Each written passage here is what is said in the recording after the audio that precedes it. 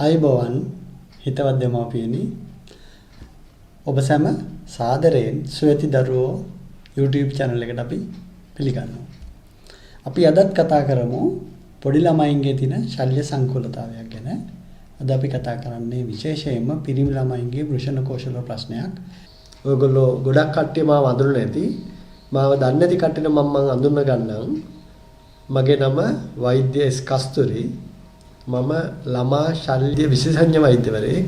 එකට සේවය කරන්නේ කරපිටිය ශික්ෂණ ප්‍රෝහලේ. අපි අද කතා කරන්න යන්නේ පිරිමි ළමයින්ගේ වෘෂණ කෝෂය හිස් නම් අපි කියන empty scrotum කියලා. අපි සලකන පළවෙනිම කාරණේ තමයි retractile testis. ඒ කියන්නේ වෘෂණයේ උඩට ඇදිලා ගිහලා තියෙන එක తాවකාලික දෙයක්. දෙවෙනුව අපි කතා කරනවා වෘෂණයේ පල්ලයට බහින්නේ නැතුවම තියෙනවා අපි කියනවා undescended testis කියලා. දෙවෙනුව අපි කතා කරනවා වෘෂණය හැදිලා නැති අවස්ථාවක් urgencies of testis. අනිත් එක තමයි වෘෂණය වෘෂණ කෝෂයේ පිහිටන්නේ නැතුව ඒ වටපිටාවේ කොහේ හරි තියෙන පුළුවන් අපි එකට කියනවා ectopic testis කියලා. අවසාන වශයෙන් අපි කතා කරමු වෘෂණය පල්ලෙහාට බැහැලා පහසු කාලයක විනාශ වෙන එකක්. ඒ කියන්නේ atrophic of testis. අපි කලින් කතා කරා වගේ වුණ මතක ඇති වෘෂණය කියන්නේ බඩ ඇතුලේ වකුගඩු ආශ්‍රිතව තමයි ජනනය වෙන්නේ. පටන් අරගෙන මේක යාගේ ධාතු ගෙනන නල පද්ධතියයි යාගේ රුධිර වාහිනී පද්ධතියයි එක වෘෂණ කෝෂයට පල්ලෙහාට එනවා. වෘෂණ කෝෂයට මේක එන්න හෝමෝන ක්‍රියාකාරීත්වයකුයි තව තියෙනවා අපි ගියුබනිකුලම් කියලා තියෙනවා වෘෂණ කෝෂයේ තියෙන බෑන්ඩ් එකක්. ඒකට මේක ඇවිල්ලා ඇටච් වෙලා අපි කියන ඩිෆරෙන්ෂල් growth කියලා. ඒ කියන්නේ දැන් මේ කල්ල අවස්ථාව කියන්නේ මිලිමීටර් සෙන්ටිමීටර් ගණන් වල කල්ලයක්නේ.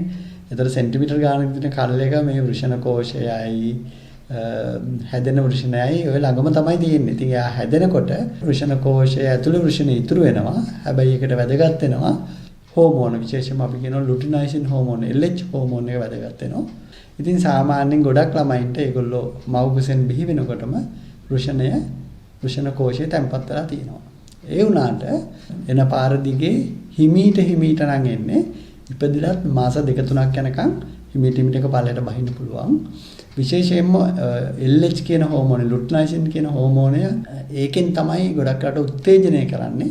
ඉතින් අපි මාස 3ක් කල් දෙනවා. 3කින් වෘෂණ කෝෂයට පහත් වෙන්නේ නැත්තම් අන්න එතකොට ඒක පහත් වෙන එකක් නෑ කියලා අපි ස්ථිර වශයෙන් දන්නවා. දැන් වෘෂණ කෝෂයට ආපු වෘෂණයට ඔතන ඉන්න බෑ හැමතිස්සෙම. මොකද කලින් කරා වගේ මේක හරියටම තාප සංවේදීනේ. එයාට අපේ ඇඟේ උෂ්ණත්වයේදී සෙන්ටිග්‍රේඩ් 4-5ක් විතර අඩු උෂ්ණත්වයක් තමයි ඕන තමන්ගේ වර්ධනයේට. මොනවද වර්ධනය කියන්නේ?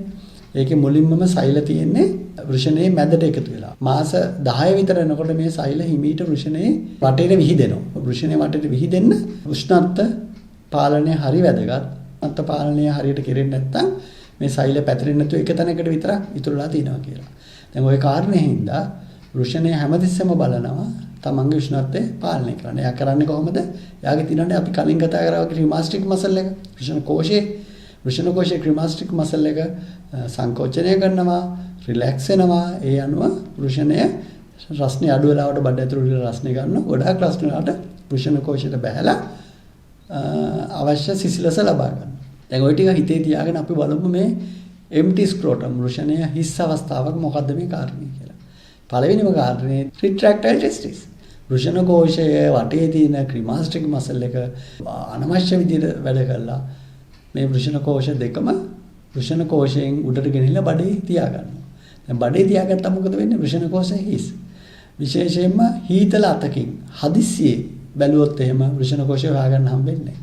අපිට ගොඩක් කරලා පුළුවන් පොඩ්ඩක් බබාව රිලැක්ස් කරලා කතා කරලා වෝම් හෑන්ඩ්ස් වලින් හිමීට ඒක මිල්ක් ඩවුන් කරලා ඒක නිසි ස්ථානයේ තියන්න. තියෙනවා නම් ඒක retractile testis අපි පේරන්ට්ස් වලට දැනුවත් කරනවා මේක කරදරයක් නෑ. හැබැයි අර උඩ පල්ලේ යනකොට සමහරක් වෙලාවට මේවා ටෝෂන් තත්ත්වයටපත් වෙන්න පුළුවන්. නහරවල ඇඹරුම් එන්න පුළුවන්. එහෙම සැක තියෙනවා නම් අපි ඒකට අවශ්‍ය සුදුසු ප්‍රතිකර්ම යොදනවා. ප්‍රධාන මාතෘකාව තමයි ඒ වුණාට වෘෂණයේ පල්ලෙහාට නොබැහැන අවස්ථා අපි කියනවා ඉංග්‍රීසියෙන් undescended testis කියලා. දැන් මේ undescended testis එන්නේ වෘෂණය වකුගඩු වල ළඟ ඉඳලා පල්ලෙහාට බහිනකොට ඔය යන පාරේ මේක නවතින්න පුළුවන්. හෝමෝන ප්‍රශ්නයක් හින්දා නවතින්න පුළුවන්. අර ගියුබනිකුලම් කියලා ඇල්ල තිනකින් ගැලවිලා නවතින්න පුළුවන්. රුධිර වාහිනිය කොට වෙලා නවතින්න පුළුවන්. ඒ නවතින අවස්ථා සමහරකට වෘෂණ කෝෂය ළඟටම ඇවිල්ලා ඒකේ උඩ නෙක් එකේ වෙන්න පුළුවන්. අර ඉන්ගයිනල් කැනල් එකේ වෙන්න පුළුවන්. ඉන්ගයිනල් කැනල් එක ඇතුලේ ඩීප් ඉන්ගයිනල් රින් කියන්නේ බඩ ඇතුළෙම වෙන්න පුළුවන්. හැබැයි ඒත් එක්කම බඩේ ඉන්ගයිනල් රින් එකේ ඉඳලා වකුගඩුවට එනකන් එන පාරේ ඕන තැනක මේක තියෙන්න පුළුවන්. ඉතින් ඔන්න ඔය අන්ඩිසෙන්ඩඩ් ටෙස්ට් ආවම අපි ඉස්සෙල්ලා අල්ලලා බලනවා අපිට අතට අහු වෙනවද කියලා. අතට අහු වෙනවා නම් අපිට හොඳ විශ්වාසයක් තියෙනවා වෘෂණය තියෙන්නේ කොහෙද කියලා. අතට අහු වෙන්නේ නැත්නම් අපි ස්කෑන් පරීක්ෂණයක් කරලා හොයාගන්න පුළුවන්. මොකද පැටලෙන ගොඩක් ලාට ඒ වටපිටාවේ ඉකිලියේ තියෙන වසාගෙඩිතිත් එක. එතකොට බඩ ඇතුලේ තියෙනවා නම් ඒත් හොයාගන්න පුළුවන්. හැබැයි අපිට අතට අහු වෙන්නේ නැත්නම් අපි එක පරීක්ෂණයක් හැටියට බඩ ඇතුලට කැමරාවක් දාලා ලැපරොස්කෝපි පරීක්ෂණයක් හැටියට පාවිච්චි කරනවා වෘෂණය කොහෙද තියෙන්නේ තියෙනවද කියලා බලගන්න. ඉතින් උෂ්ණත්වය වැඩිපුර නම් අර මංකෝ වගේ මැද තියෙන අපි කියන ටෝටිපොටෙන්ට් සෙල්ස් වටේට යන්නේ නැහැ, ඩිස්ට්‍රිබියුට් වෙන්නේ නැහැ. එක තැනක රොක් වෙලා තිබිලා පිළිකා වෙනවා. පල්ලෙහාට නොබහැපු වෘෂණයට 7 ගුණයක්ම සාමාන්‍ය කෙනෙකුට වැඩි පිළිකා බවට පත් වෙන්න chance එක තියෙනවා. ඒක නිසා මේක අපි පල්ලෙහාට ගේන්නම ඕන. වෘෂණය බඩ ඇතුලේ තියන්න බෑ. අපිට පල්ලෙහාට ගෙන්න බැරි නම් මොනවාම හරි හේතුවකින් ඒ වෘෂණය අයින් කරන්න ඕනේ. දැන් අපි කොහොමද මේ අන්ඩිසෙන්ඩඩ් ටෙස්ටිස් එකක් ඔපරේෂන් කරන්නේ? ඉන්ගයිනල් කැනල් එක ඔපරේෂන් කරලා අපි වෘෂණයයි වෘෂණයේ නල පද්ධතියයි තියෙනවද කියලා බලනවා. තියෙනවා නම් අපිට නල පද්ධතිය පල්ලෙහාට ගෙනලා හයි කරන්න පුළුවන්. අපි වෘෂණ කෝෂය හයි කරනකොට දිය වෙන්න තිබෙන හැමෝකෙන් හයි කරනවා. හැබැයි අපිට ඉන්ගයිනල් කැනල් එකේ හම්බෙන්නේ නැත්තම් අපි මුලින්ම දැනන් හිටියා නම් මේක බඩ ඇතුලේ තියෙන කියලා ලැපරොස්කෝපි ඉන්ස්ට්‍රුමන්ට් එකෙම ගෙනල්ලා වෘෂණ කෝෂය හයි කරන්න පුළුවන්. අපි හිතමු වෘෂණයේ රුධිර නාලය දික් වෙලා නැතුව කොටට පිටලා තියෙනවා කියලා. එතකොට මේක පල්ලෙහාට ගෙන අමාරු වෙනවා. අන්න එතකොට අපි විශේෂ ඔපරේෂන් එකක් කරනවා. අපි ඒකට කියන්නේ ස්ටීවන් ෆවුලර් ඔපරේෂන් කියලා. ඒකෙදි අපි කරන්නේ වෘෂණයට රුධිර සපයන නාල දෙකක් තියෙන එකෙන් කොට නාලය අපි අයින් කරලා මාස 6ක් විතර බලන් ඉඳලා වෘෂණය විනාශ වෙලා නැත්නම් පල්ලෙහාට ගෙනලා හයි කරනවා. දැන් මේ වෘෂණය ඔය මම කතා කරේ පල්ලෙහාට ගේන එක. දැන් මේ කොයි කාලෙද මේක ගේන්න ඕන? මාස 10ට ඉස්සෙල්ලා ඒ ඔප්ටිමම් ටෙම්පරේචර් එක. ඒ කියන්නේ එයාට සුදුසු උෂ්ණත්ව පාලනයට එයාට උදව් කරන එක තමයි අපේ වගකීම. ඉතින් මාස 10ට ඉස්සෙල්ලා මේක ඉවර කරා නම් තමයි හොඳ. සාමාන්‍යයෙන් මාස 5-6 වෙනකොට අපි මේක ඔපරේෂන් කරන්න පටන් ගන්නවා. ඊට ඉස්සෙල්ලා කරන්න එච්චරම අපේ කැමැත්තක් නැහැ. මොකද රුධිර නාල හරිය සියුම් හින්දා ඒවට තුවාල වෙන්න පුළුවන්. දැන් අපි මුලින් කතා කරානේ මේ වෘෂණයේ පල්ලෙහාට බැස්සෙන්නේ නැත්තොත් මොකද වෙන්නේ කියලා. ඒක පිළිකාවක් වෙන්න පුළුවන්. එතකොට මෙයාගේ ජන්ම ශක්තියට මොන හරි ප්‍රශ්නයක් එනවද? දැන් එක වෘෂණයක් නැති වුණා කියලා ජන්ම ශක්තියේ අඩුවක් නම් වෙන්නේ නැහැ. හැබැයි වෙලා තියෙන්නේ මේ වෘෂණයේ පල්ලෙහාට නොබහින හේතුව මොනවා හරි ජාන හරි හෝමෝන් හරි ප්‍රශ්නයක් නම් ඒක වෘෂණ දෙකටම බලපාන්න පුළුවන්. එතකොට සාමාන්‍යයෙන් අපි අදහසක් තියෙනවා වෘෂණය පල්ලෙහාට නොබහැපු ළමයින්ගේ ජන්ම ශක්තිය පොඩි හීන ගතියක් තියෙනවායි කියලා. ඒගොල්ලෝ පුරුෂ හෝමෝන ටෙස්ටොස්ටෙරෝන් හදන එක අඩුවක් වෙන නැති නිසා ඒගොල්ලොන්ට සාමාන්‍ය පිරිමින් වගේ කාලය ගත කරන්න කිසි ප්‍රශ්නයක් වෙන්නේ නැහැ පල්ලෙහාට වෘෂණය ගෙනලා හයි කරාම. දැන් වෘෂණ කෝෂයේ නොදකින අවස්ථා මේ දෙක විතරද? තව තියෙනවා. ඒක තමයි දැන් වෘෂණය පල්ලෙහාට බහිනකොට ඒක එන්න ඕන වෘෂණ කෝෂයටනේ. සමහරක් විට මේක වෘෂණ කෝෂයට එන්නේ නැතුව වෙනින් තැනකට යනවා. වෘෂණ කෝෂයේ නොපිහිටන ඒ පල්ලෙහාට ඇතිතරම් ආපු වෘෂණ වලට අපි කියනවා එක්ටොපික් ටෙස්ටිස් කියලා. එතකොට කොහෙද මේව තියෙන්නේ? මේව තියෙන්න පුළුවන් අනිත් වෘෂණ කෝෂයේ. මේව තියෙන්න පුළුවන් ශිෂ්ණයේ මුල. මේක තියෙන්න පුළුවන් කකුලේ තයි එකේ ඇතුල් පැත්තට වෙන්නේ.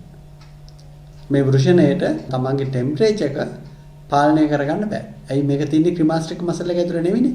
ඒ නිසා හැමතිස්සෙම මේකට වැඩි උෂ්ණත්වයකට මුහුණ පාන්න වෙනවා.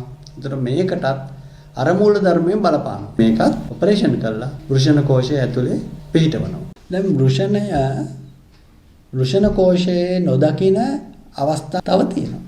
වෘෂණය හැදෙන්නේ නැතුවම තියෙන්න පුළුවන්. අපි කියන එකට ටෙස්ටිකියුලර් අර්ජෙන්සිස් කියලා.